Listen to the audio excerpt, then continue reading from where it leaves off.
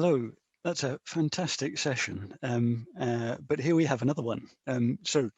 Welcome from me to this Tax Justice Network annual conference, and welcome to the two people we'll be talking to in this session, Professor Attiya Waris and Professor Steven Dean, about whom I am now going to say slightly too much because they both have such enormously impressive CVs, and then we'll get into it.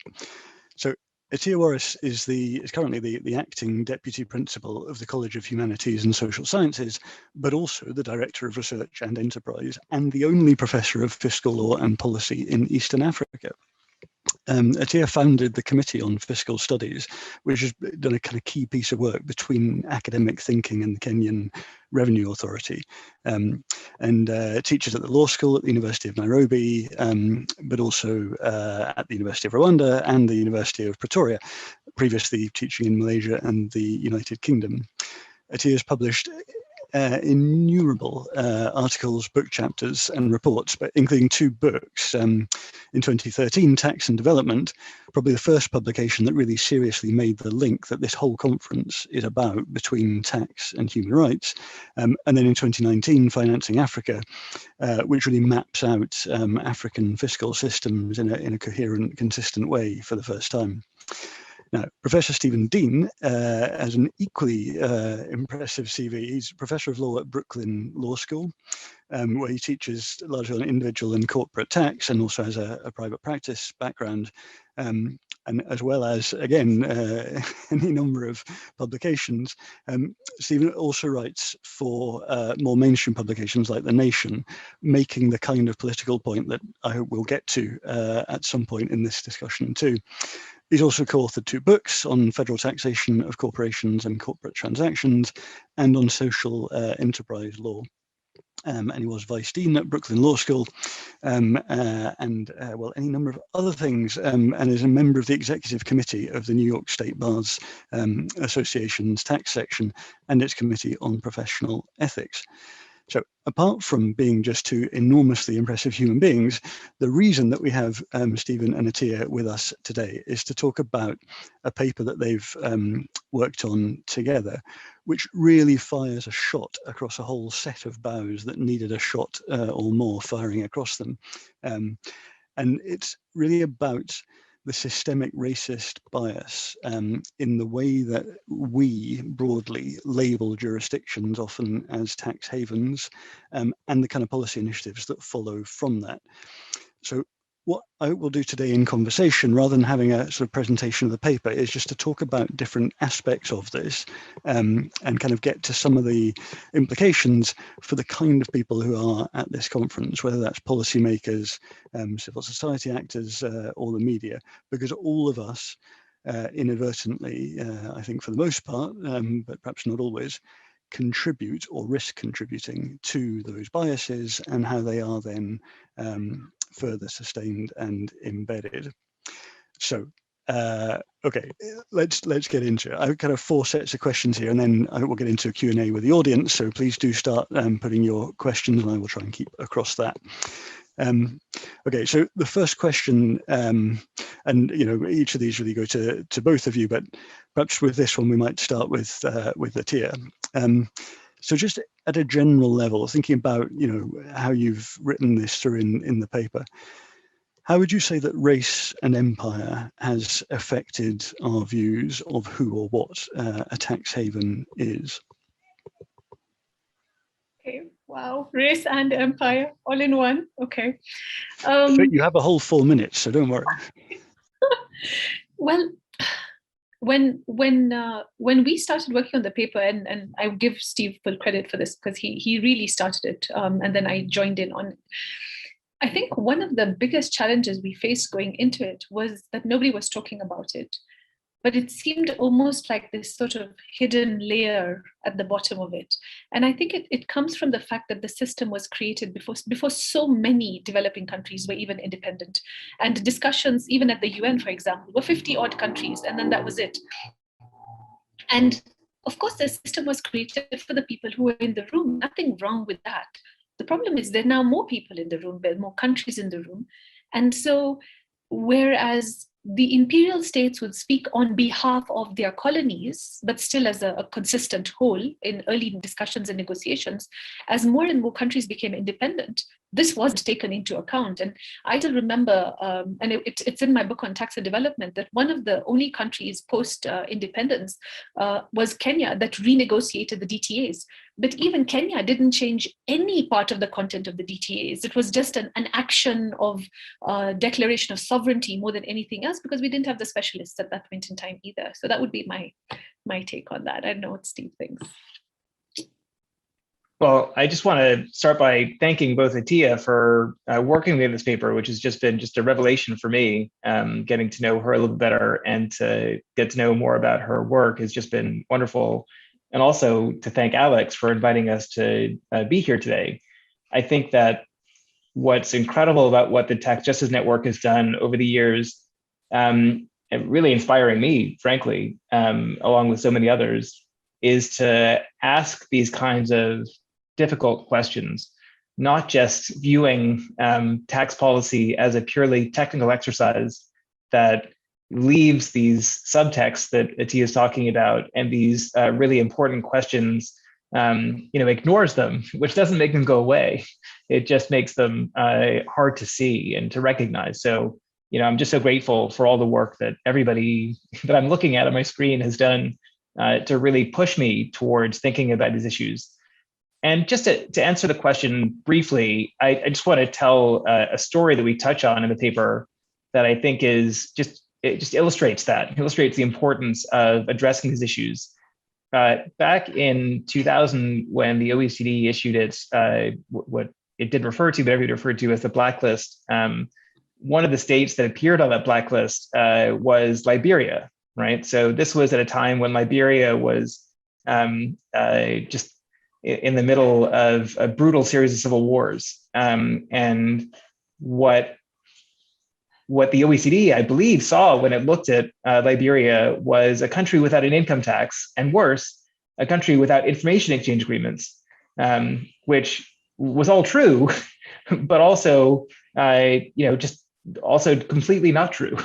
These things were factually correct, but missed out on a really important and broader context. And what happened after that? There's a group of legislators in the United States known as the Congressional Black Caucus, which is non-denominational, mostly Democrats, but not entirely. And another jurisdiction that happened on the blacklist was represented by a non-voting delegate from the U.S. Virgin Islands. And that delegate, Donna Christensen, got together with a lot of the members of the Congressional Black Caucus, but not all of them. And they both wrote letters to then the new President George Bush's Treasury Secretary, Paul O'Neill, complaining about this blacklist. And some major players, including Charles Rangel, who was a congressman from New York, who was chairman of the House Ways and Means Committee, a very influential lawmaker, who, the racial aspect of it was not lost on Charles Rangel. He'd been involved in anti-apartheid activism, helping create the rules that denied foreign tax credits to companies operating in South Africa during apartheid. So this was all sort of, he could see the subtext clearly. And it was just, to me, a very fortunate happenstance that you had a Black man who became aware of this effort that was well-intentioned, but was so affected by racial bias. They could look at Liberia, that should have been the object of great sympathy, and it looked like a villain to the OECD. And those sorts of errors that, as Alex said, I don't know if anybody set out to paint Liberia as the villain, but these are things that happen, right? These are things that happen when you're not conscious about who looks like a victim, who looks like a villain. And in that one instance, and this really had a big impact, which I think we'll touch on later, the way in which Charles Rangel and the Congressional Black Caucus engaged in this process would have huge impacts later on. I mean, it's a powerful story, and I guess one of the things that the Tax Justice Network has pushed over the years is the approach in the Financial Secrecy Index and now the Corporate Tax Haven Index, trying to say that we have to have objectively verifiable criteria. Otherwise, we always end up with this political process that points the finger at the same sort of jurisdictions and never at this other sort. But I guess that goes to my next question, and perhaps Stephen, I'll ask you first. What do you think the embedding of that type of bias has meant for policy over the last 20 years or so? And perhaps if you might focus particularly on the OECD reforms, thinking about how dominant the OECD is in this area, especially at the moment. Sure, very interesting. And as I related the story a second ago about the 2000 Blacklist and the response by the United States. So that all, that sort of all ground to a halt. It just really is an example of what happens when you don't address issues ahead of time and it becomes just a firestorm. And I think it was really what I think of as a lost decade in international tax policy between 2000 and 2010, roughly, when the US's Foreign Account Tax Compliance Act was created again with the help of Charles Rangel, who was still the chairman of the House Ways and Means Committee. And what I saw in FATCA at the time, and I didn't quite spike the ball, but I felt really relieved that what we had was the kind of thing that I was talking about. That was it didn't use the term tax haven, as loaded as that had been. It didn't call out specific countries. It really was an effort, the wake of the Swiss banking scandal, to focus on banks worldwide, and that has its own implications. I understand that the way FATCA was implemented has been a real burden on many law-abiding individuals overseas. But what you almost can't correct for the original sin, right? If the original sin is trying to target tax havens as a source of lawlessness, and you have thoughtful, well-intentioned people. President Obama was involved in FATCA. So they create this objective approach to solving the problem. But again, the framing has been so deeply entrenched that we're not focused on generating revenues for poor countries as perhaps we should. We're still trying to root out this sort of misbehavior. So we're not focused on a systemic flaw. We're focused on rooting out badness, whatever that looks like. So I think that you had the next decade. You had after FATCA that inspired the Common Reporting Standard, which has been really quite successful, except of course for the United States not participating in it, which is quite naughty of us. But the problem there that I see is that this is all focused on personal income tax, which of course is a rich country problem, right? So yes, poor countries would like to collect more personal income taxes, but it's not where most of their revenues come from. So we're still trapped in what is really a developed country focused series of solutions. And the OECD did a great job in accomplishing that, again, without the US participation, but it did accomplish that. But again, that does nothing for those outside of the OECD, not nothing, but the benefits of CRS are really heavily focused on jurisdictions that need the help the least. And the problem to me, the narrative that is problematic really is a question of, when I read Attiya's work, for example, and Attiya says that, I think more than, I'm going to get it wrong, but she can correct me, that more than half the jurisdictions in Africa collect less than 15% of their GDP in revenues, tax revenues. I don't know why every conversation in international tax and tax justice doesn't start with that fact, right? Rather than starting with the question of, are tax havens bad and how can we restrain them and what do we do about them? Do we take the more objective approach that Alex is advocating? Every conversation should start with that. I don't know why, when I see that, it just, I get a little lightheaded. So that to me is the dynamic that is still, I guess we blame Africa for its problems. We sort of see them as not trying hard enough. So these are the narratives that I think, the race and empire narratives that are still embedded. Well, that's a great seg to put that question to you, Attiya. thinking about the types of biases that are embedded in these international processes, what has that meant for the African leadership that we've seen particularly on illicit financial flows and at the UN? Has it been, in a sense, has that been kind of dragged back, or perhaps has the consistent narrative about Africa as a place of corruption rather than a leader on tax transparency, say, has that actually fired up people to take that leadership role more? And do you think there is a space for it now to go further, perhaps? So I want to also answer the question you asked, Steve, and then I will segue into this one. Well, I think there is an embedded bias in the system. I just want to say it out there. For African countries, I keep hearing this, 130 countries, developing countries have agreed on this minimum tax. And I think, really, please show me how many African countries. I looked, there's only 50% of African countries are there. So only 50% are at the table. So already it's not Africa, it's not an African position, it's not even 50% of Africa, right? But look at the narrative that gets spun, 130 countries. I mean, for me, this is part of the inherent bias in the system. It's a language that is used.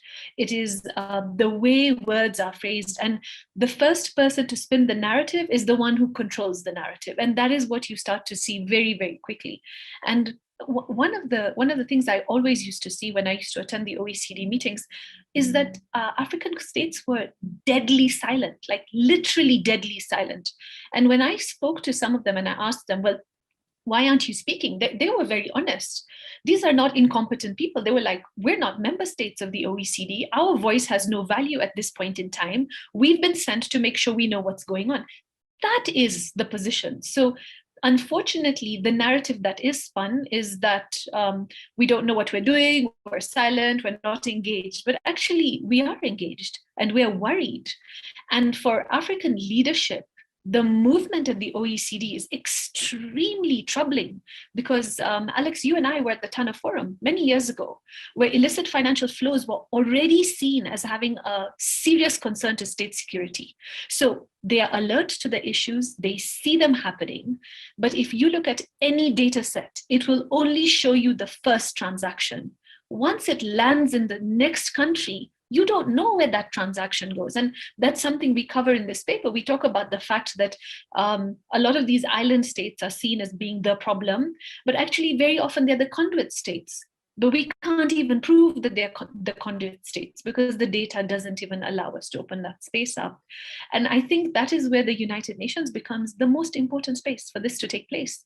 And the debates and the discussions on illicit financial flows have to be housed in a place where everybody feels they have a voice.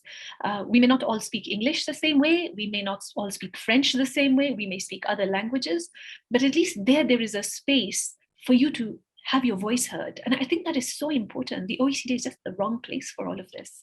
And I'm reminded of something. So Steve and I were joking around. So Alex, you'll have to control us because we talk a lot.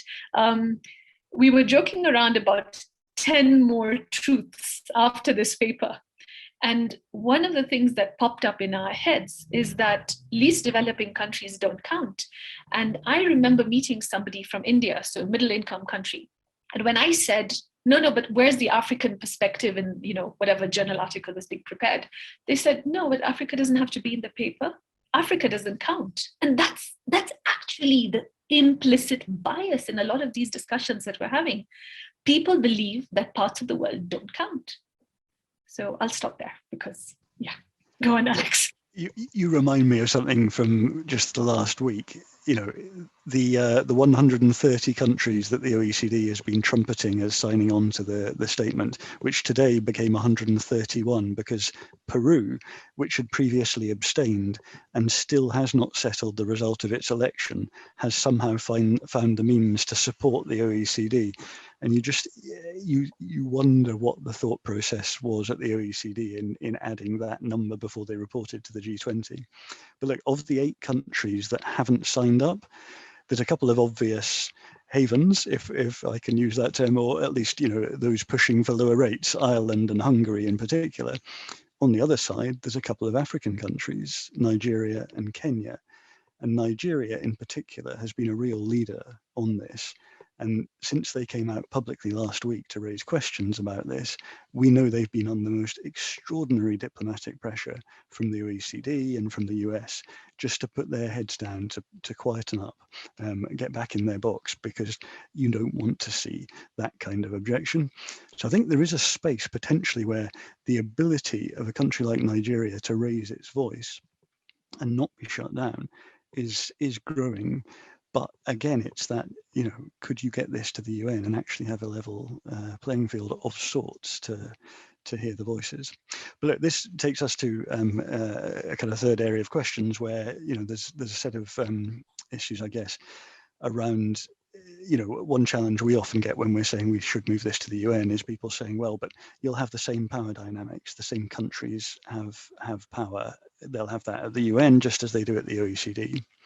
So a question, what are the responsibilities of that particular set of countries, if you like, the former and perhaps present imperial powers, if we're thinking, and Attiya, if I can start with you, if we're thinking about the global inequalities in taxing rights that face lower income countries, what responsibilities do the let's say former, to avoid controversy, the former imperial powers have, and do we have any expectation of them playing a more positive role? I think that's such a fun question. With Brexit, Britain's been paying a huge amount of attention to all of its former colonies and members of the Commonwealth, and I think it's fascinating because it means that as they exit from the EU, they're looking for another bloc. That's what it looks like from a developing country perspective. And pulling together another bloc is what will form a counterpoint, right, to the bloc you're leaving. I mean, this is the normal power economic politics that's going to start to play.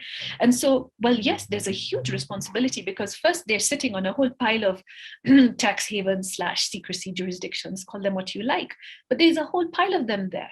And then you have this additional dynamic. If you look at Africa, there were only 4 or 5 spots initially that were considered to be tax havens, but there are more and more. I mean, there's even the Nairobi International Financial Center that no one really knows what's going on there half the time. But there's so many of them. So how are they going to prevent tax competition, and how are they going to help each other in this process? But when I was in my second book, the one on financing Africa, I had a look at DTAs across the African continent, and you start to see that every former imperial state has a DTA with its former colonies. Inevitably, there are preferential rules and agreements in place across in straight lines. You can see the straight line of connection between them. And so I think that there is a global inequality for sure, but there's been a lot of talk amongst governments that, we can sign on to this 130 countries at the OECD, but we're still going to do bilaterals. And the first resting position will be to do the bilaterals with your former imperial state, because that is where the biggest amount of economy is pushing back and forth. So yes, there is a responsibility, but there's a responsibility to be open and transparent and accountable and to be fair and just. I mean, we have to move away from this. What I'm so proud of, I have to say, I'm so proud of my country. The fact that Kenya is standing up, I think this is fantastic.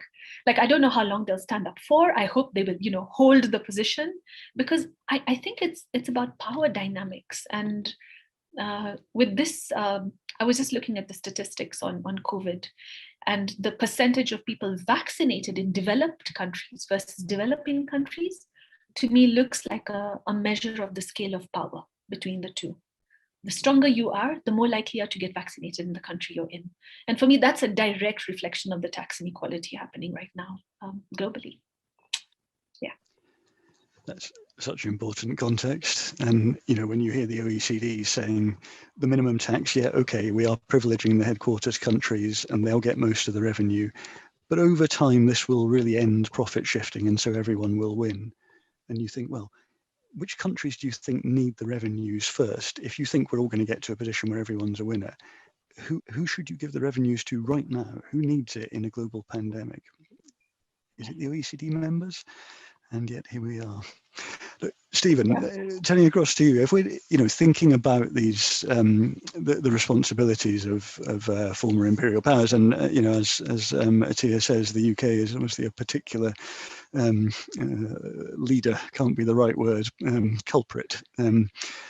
then thinking about their network of dependent territories, these places that in a sense have been used to create the image of tax havens as places with a palm tree on the beach, places that have in a sense the infamy but not necessarily a lot of the benefits that you might think would come from this. What's the responsibility of the UK to them, if any? Is it to step away? Is it to support alternative development paths? Or I don't know. What's your it's interesting because I think that what both you're saying and what Attiya is saying is really interesting and is making me think about what's happening in a slightly different way than I had even before we spoke, which is the point, right? This is what we're trying to do, is make people think, including me. And what is happening, so just to think about what my favorite part of the announcement last week from the OECD about, I think it was back at 130 countries, they proudly announced that that meant that over 90% of the world's GDP supported this effort, which I don't think they meant to sound the way it sounded to me. That to me was bad, right? So if you're designing a plan that gets the approval of most of the world's GDP, just from a U.S. perspective, there's a long, ugly history of having power and money and wealth and property being all equated in a really disturbing way, with race being an essential element in that toxic brew. And I think there is an opportunity for the UK, certainly given its historic ties, and as Attiya says, the newly relevant ties it has with states around the world. I was born a British subject in the Bahamas, I think my sister is a lawyer down there, still has the white powdered wig. It's really entertaining to me. But I think there's a real opportunity for that connection to create understanding. I don't think that's been history, but it is 2021. So I think there is an opportunity for the UK to reframe what's happening, the discussion, the debate. I think one way to understand what's happening currently, what has been happening, and maybe this is too much of a US focused perspective, but we're thinking about this in terms of opportunity, right? So we're creating the opportunity for states to collect tax by having a minimum corporate tax, but opportunity without resources, without power, is really almost a cruel joke. And I think there's an opportunity for the UK and the other former imperial powers to really understand and empathize with their former colonies, to understand what will happen if there is only opportunity, and we have equality of opportunity in a very facile sense, but no real revenue. So if 10 years from now, if Attiya does the math again, and the same percentage of African countries are still not collecting the minimum sustainable development levels of taxation, are we going to be happy? Right? Are we going to say, well, they had a chance to do it and they didn't for whatever reasons that we suspect or harbor in our subconscious for why they're not trying hard enough to seize the opportunity we're giving them? That's something that we could change, right? We could change the way people think about this. And I hope we do. I hope today we've gotten people to think about what creating a minimum tax, a global tax, means and doesn't mean for, I've never been to Liberia. I know nothing about Liberia. But, what's that going to do for Liberia, right? What's Liberia doing with a minimum? What does that, does that do anything for them?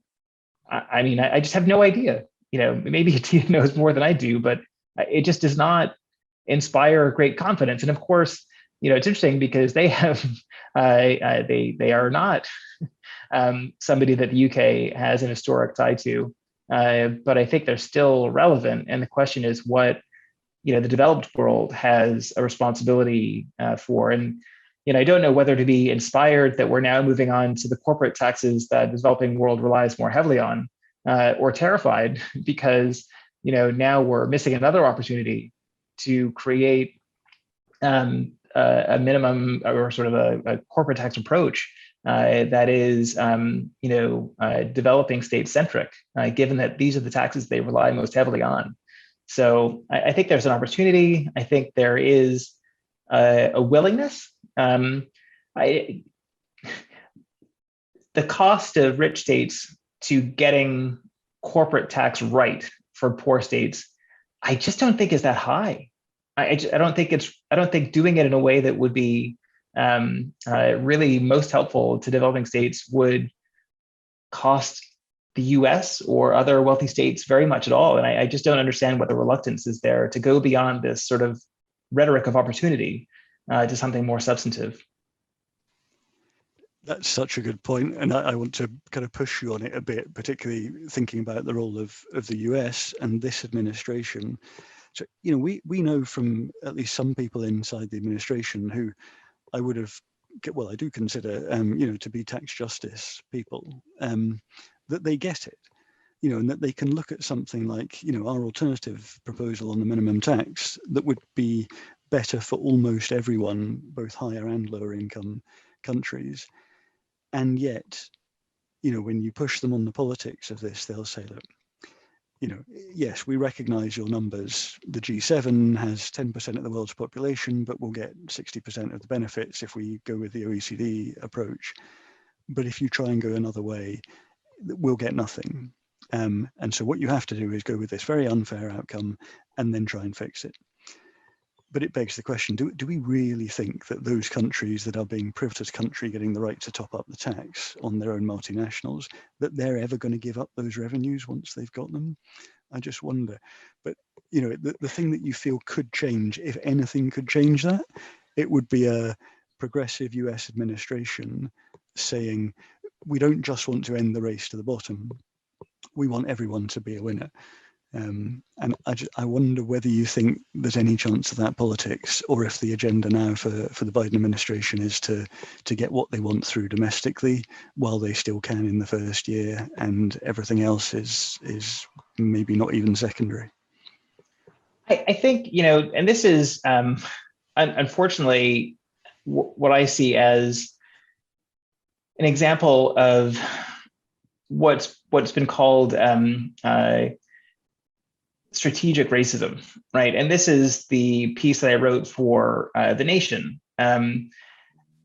So, we all know a lot of the folks who are working with Biden. I've worked with a lot of them, and must say that I was very surprised in, the announcement of this, the domestic infrastructure plan that was going to be financed by going after tax havens.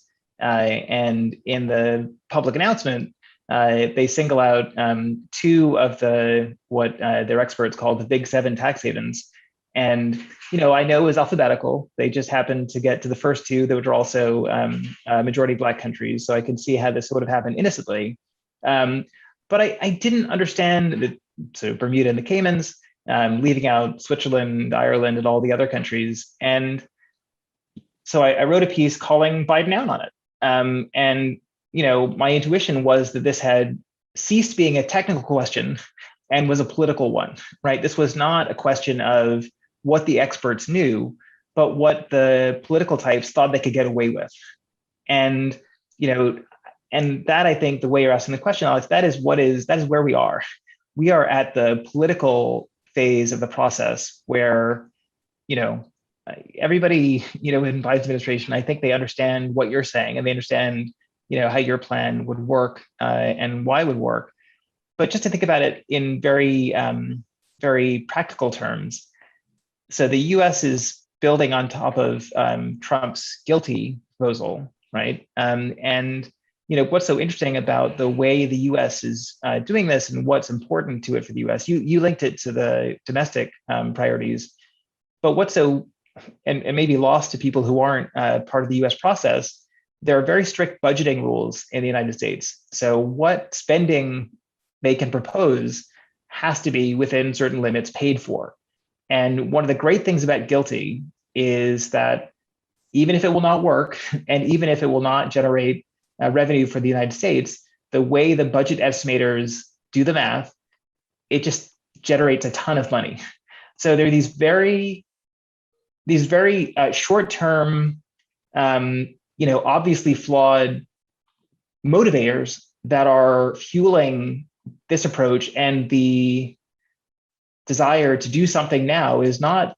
I don't even know how much they will care if revenues aren't generated by the new super guilty or by this plan. What they're doing is, so they're just these very short-term political objectives that are paramount and that aren't obvious to somebody who hasn't spent a lot of time thinking about the US's reconciliation process. I'll never say that again, sorry. But there are questions that are being prioritized that are just, I think, would be surprising and disappointing to a lot of people. So I don't know that. Of course, one of the big surprises to me in thinking about the history of U.S. international tax policy, it was the Bush administration that stood up to the OECD, right? It was Secretary O'Neill who stood up to the OECD in connection with the Congressional Black Caucus.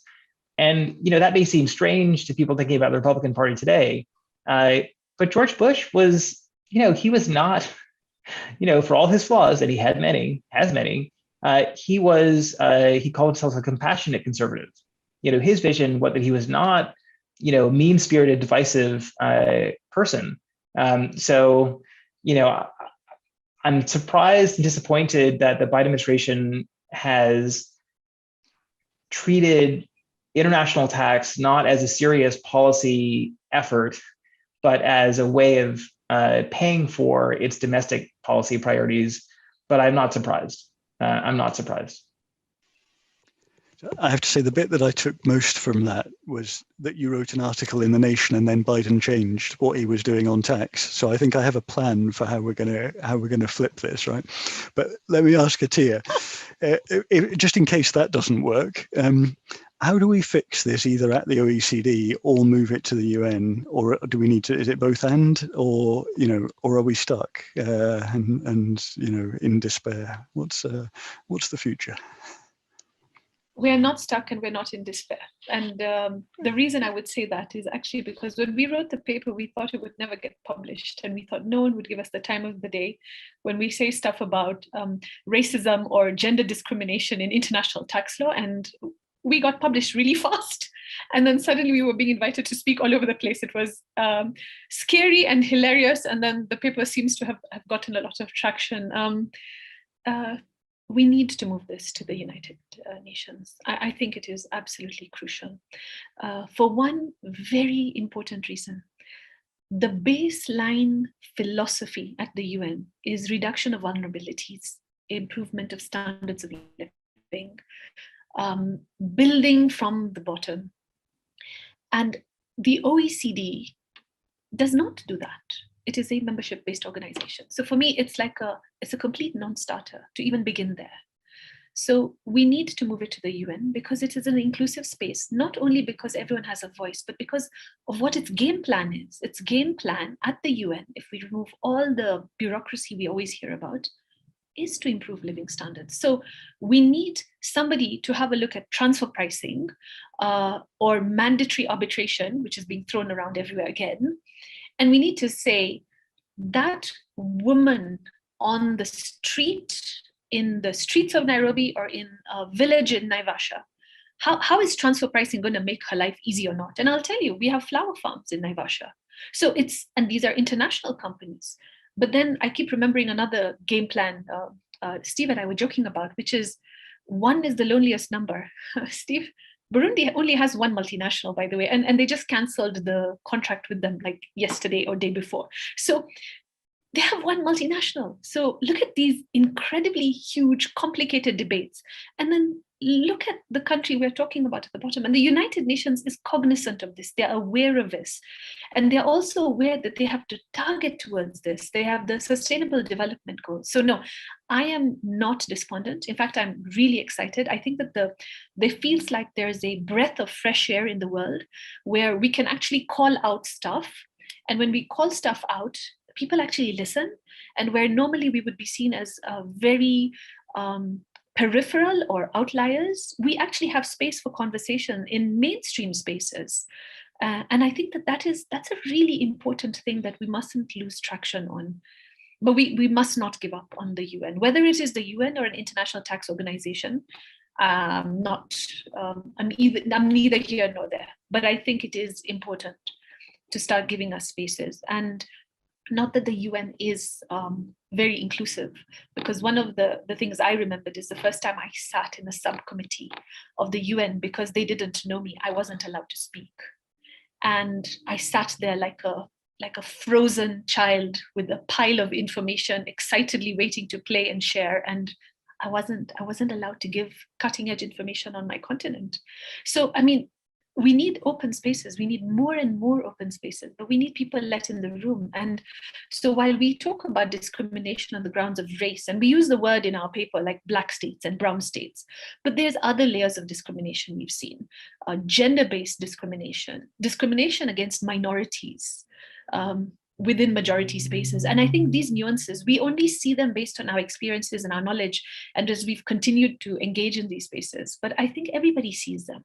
When you are of a particular philosophy and the majority are of a different philosophy, there's a lot of discrimination.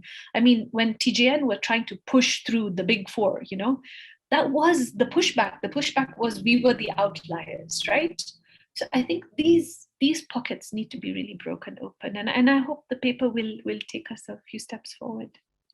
Alex? Oh, definitely, and I think it already has. The reaction that you've already had to it, and everyone go and read the paper. The paper's great. But and also I should say Liz's report, that question of intersectional inequalities and how tax justice plays out or doesn't play out across all of them is fundamental. It is not just a set of alternate inequalities, it's the intersections that are really the deepest. So that we have a range of questions from the audience. Let me try and get through at least a good number of them. But I want to start with this one from Andres Arauz, who is a long-standing friend of the Tax Justice Network, was recently a presidential candidate in Ecuador. Andres raises a question that he says, Attiya, you've mentioned that havens are only conduits and the true evaders or the root of the problem are the rich countries, and agreeing that this is racist. But Andres says he thinks there's another dimension, that the non-state enablers that operate in havens are also originally from the rich countries, and they influence the domestic policies in havens in a kind of fairly direct colonial and racist manner. So perhaps just a reflection on that, how that fits in, or if it does. Yes, absolutely. I guess we never called out the big four accounting firms, so yes, we've now called them out officially. You're absolutely right, Andres. I think it's not only the enablers, but it's where they operate in. So I keep remembering the Bank of International Settlements sits on all the transactions, but stays deadly silent in this entire process. But they have all the transactions and nobody's getting it out of them. And this is the entire banking system. And then if you ask me, they're one of the biggest enablers, but we don't actually focus too much on them. And then when you look at the accountants and the lawyers, they are all equally culpable as well. But I remember looking at the structure of companies, and I realized that the ones who build the system also know how best to avoid the system. So even now, if you look at law firms, they're now setting up LLPs, they're setting up limited liability partnerships. They're now setting them up in tax havens and secrecy jurisdictions, because they are so good at understanding the system that the first thing they do is protect themselves, avoid/evade, and then help everybody else do it using the same structures and systems. So even though we call out multinationals because they're in different countries, I think there's a case to be made to really regulate enablers that are in cross-border spaces. I think they should be in a category all by themselves. And I think their ability to lobby is very worrying, because I remember, this happens all over the world. Today, I'm somebody in the US Treasury. Next week, I'll be working at Deloitte. The week after, I might be at the IMF. Now, if that's not bad enough, they're going to know who they are, because I'm going to call someone out also here. there are people who were working at the OECD who are now working at the UN Tax Committee. I find it an absolute conflict of interest. These are potential enablers, not enablers, but potential. And we need clear conflict of interest rules on a lot of these issues, because it's not just about how strongly they lobby, it's about how they move into different spaces and then how they lobby, almost a snowball effect as they move along. Thanks, Alex. Reminds me of, thinking of John Christensen and others, setting up the Tax Justice Network 20 years ago. One of the challenges they had was that all of the spaces that they wanted to go into to raise social justice questions, they were told, no, this is a technical discussion only. So the technical thing is a way of keeping people out, but it also supports the revolving door, because only people who are technically qualified can go to the private sector on this, can go to the US Treasury, can be at the OECD and the UN Tax Committee, and there's only a few of us, and well, it just happens that we're all white men, but that's just a random thing, right? There's no bias here. It's just a technical question. Yeah. You wouldn't understand. It's too difficult.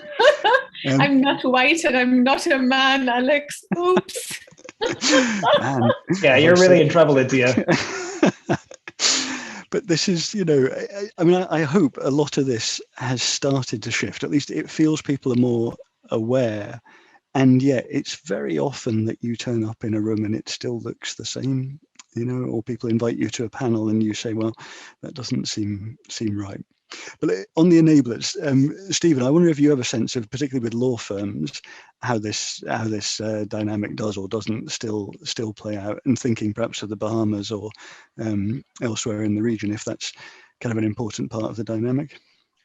Well, it's interesting, and I definitely appreciate the question. I think my sense of this, and my private practice is in the U.S., and my law degree is a U.S. law degree. I think one of the challenges is, the revolving door could actually be helpful on this front, but it's not. And one of the things I'm working on domestically, for a while I was the faculty director of the NYU graduate tax program. And one of my missions there was to, get more people of color into the practice of tax. And I wanted to, have a more diverse group going through that program, because those guys are the future leaders of tax. It is really, awe-inspiring to see how many people go on from that program to become leaders all over the tax policy space. But unfortunately, there's not enough diversity. So, I almost see that there's an opportunity in that revolving door for the things I care about. There are other problems that would raise, and I acknowledge that. But if one of the things we want to do is have more different voices in tax policy that understand the technical stuff you're talking about, Alex, having that kind of diversity, at the top U.S. tax law programs and elsewhere, but those are the ones I know, and in the top tax law firms, then when they go into Treasury.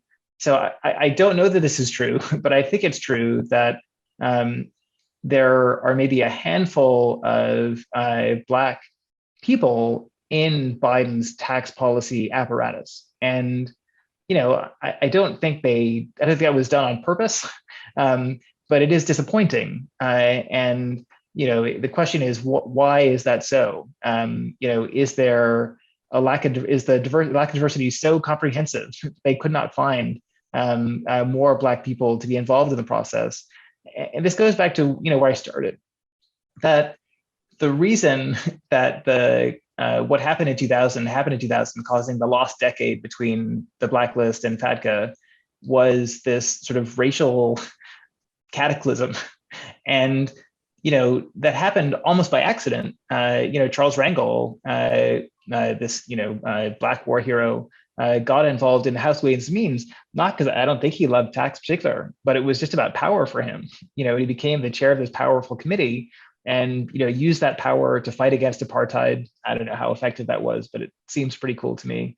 And then in this instance, happened to be in the room, right? Happened to be involved.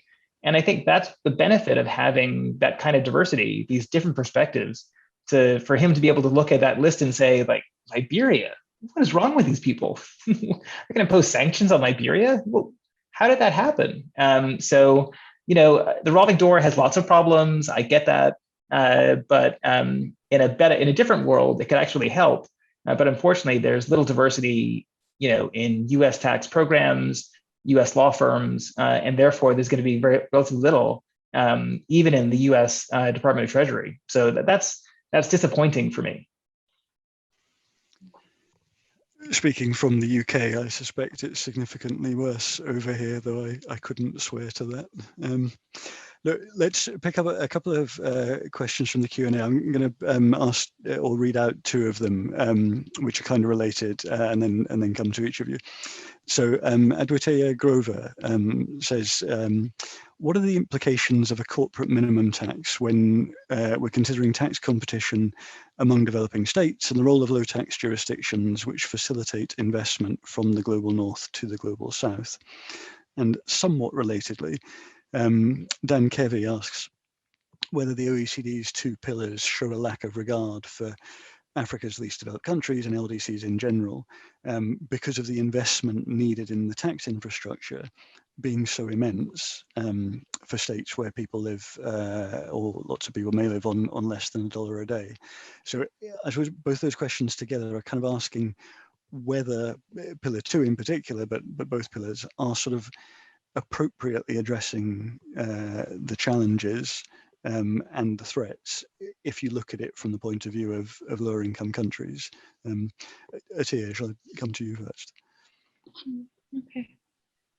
No, they're not addressing the challenges. I hate being so blunt about these things, but let's look at the reality.